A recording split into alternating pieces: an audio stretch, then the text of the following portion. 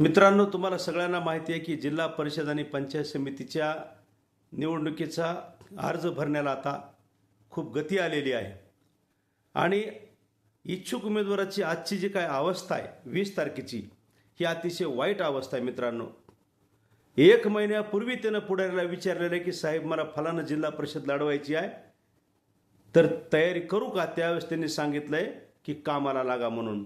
खरं तर त्यावेळेस त्यांनी सांगितलं असतं की तुला मिळणं शक्य नाही, तरी त्यानं काय गृहीत धरलं असतं. परंतु पुढाऱ्यांनी कामाला लागा म्हणून सांगितलं नेत्यांनी, आणि साहेबांनी किती जणांना कामाला म्हणून लागा म्हणून सांगितलं? एकट्याला नाही सांगितलं.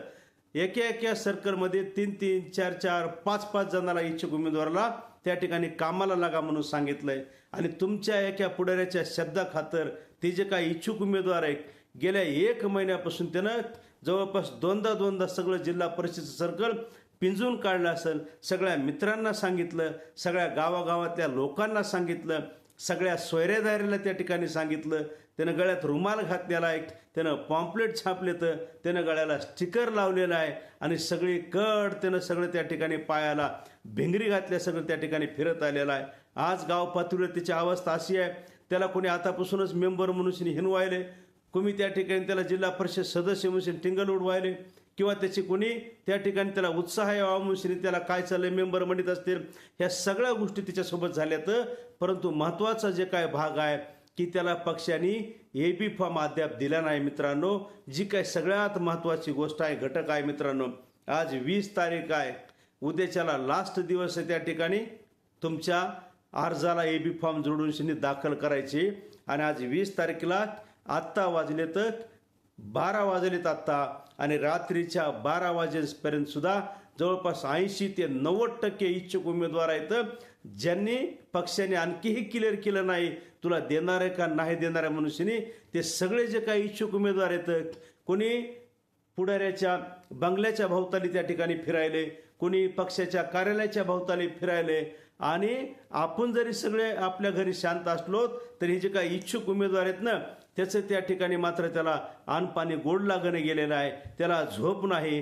त्याचं जे काही मनस्थिती आहे ही सगळी त्या ठिकाणी गोंधळाची निर्माण झालेली आहे. त्याचं जे काय हृदय त्या ठिकाणी धडधड करायले की काय होतं की काय नाही की. कारण त्याच्या कानावर काय आलेलं असते, कोणी म्हणतं साहेब तुझा विचार करणार आहे, कोणी म्हणतं नाही फलाण्याचा विचार करणार आहे, कोणी म्हणतं नाही साहेब त्या फलाण्याचा कसं राहीन असं म्हणले बाबा मला.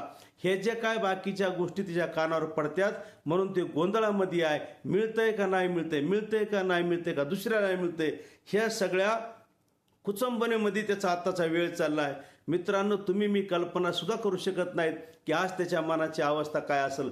त्यांना 12 वाजेपर्यंत सांगणार नाहीत, 1 वाजता सांगणार नाहीत, कुणाला 3-3 पहाटेच्या 3 वाजेपर्यंत सुद्धा त्या ठिकाणी थांबून घेते ना. कदाचित काही जणांना सकाळी देतो म्हणते ना, आणि सकाळी मग त्याला निरोप भेटन की नाही तुमचं जे काही AB फॉर्म आहे ते फलांद्याला सकाळी साहेबांना दिलाय म्हणून. जर असं जर झालं रात्रभर जागरण करून, म्हणजे एक तर त्यानं महिनाभर त्या ठिकाणी पायाला भेंगरी घातल्यासारखं त्या सर्कलमध्ये फिरायचं, पुन्हा 2 दिवसापासून AB फॉर्मच्या ते महाग आहे तुमच्या, तुम्ही त्याला 20 तारखेला रात्री 2:30-3 वाजेपर्यंत त्याला जागरण करायला लावायला, आणि मग तुम्ही 21 तारखेला सकाळी सांगायला त्याला की फलांद्याला AB फॉर्म दिला म्हणून. त्याची जी काय होणारी अवस्था आहे मित्रांनो, हे तुम्हाला आम्हाला बघण्यासारखी सुद्धा राहणार नाही. म्हणून माझी पुढाऱ्या सुद्धा विनंती आहे पुढाऱ्याला, त्याला आत्ता होय म्हणा नाही म्हणा काही ते बर्दाश्त करीन, परंतु रात्रभर जागरण करून जर तुम्ही त्याला सकाळी जर नाही म्हणलात तर कदाचित एक लक्षात ठेवा, जे काय एका लोकाला एका उमेदवाराला इच्छुकाला तुम्ही अर्ज दिलेला आहे AB फॉर्म दिलेला आहे, आणि बाकीचे जे काही 4 तुम्ही जे काही दुखून ठेवलेले आहेत ना, जखमी करून ठेवलेत ना, कदाचित त्यांच्या भावनेचा, कदाचित जे काय त्यांनी सगळं गिळलेलं आहे सहन केलेलं आहे त्याचा जर समजा उद्रेक झाला कदाचित, तर तुम्हाला सुद्धा त्या ठिकाणी उद्रेक त्याचा महागात पडल्याशिवाय राहणार नाही.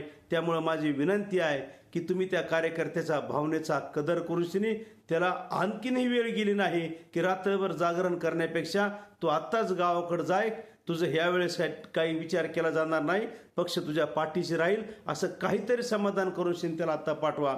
नसतं रात्रभर एकतर महिना गेला आणि पुन्हा रात्र जर त्याची घातली तर कदाचित मग उद्याच्याला त्याची जी होणारी अवस्था आहे त्या कदाचित अवस्थेला तुम्ही येत्या काळामध्ये सामोरे सुद्धा जाऊ शकणार नाहीत. एवढा जखमी करून माणूस सोडताना तुम्ही, तर ते कदाचित त्याचा कधी ना कधीतरी परतफेडा तुमच्यासोबत केल्याशिवाय राहणार नाही एवढंच या ठिकाणी सांगतो.